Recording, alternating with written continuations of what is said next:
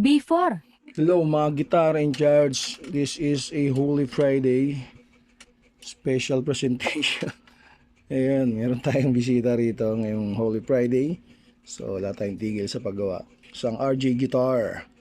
Yes. Suki tayo ni RJ.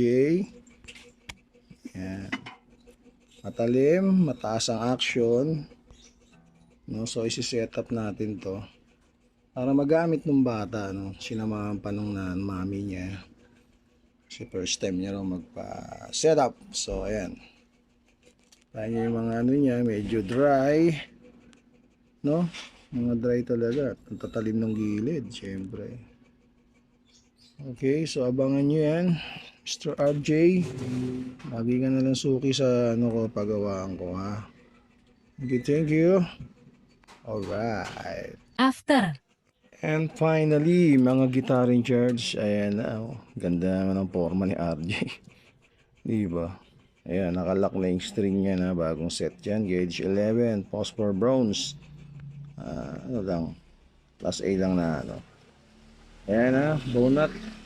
Good na. At yung mga fret niya, syempre.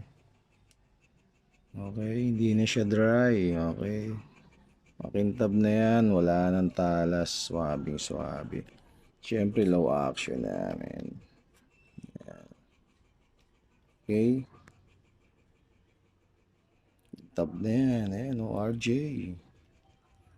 Naman, lagi na lang akong ginagawa yung gitara ni RJ. Ayan, balanse na yung saddle niya. Okay. Boom din yan, syempre. Gawa yan ni RJ. Ayan, so thank you. Nagpagawa at makukuha na nila to, magagamit na. Isbuhan na yan. Alright.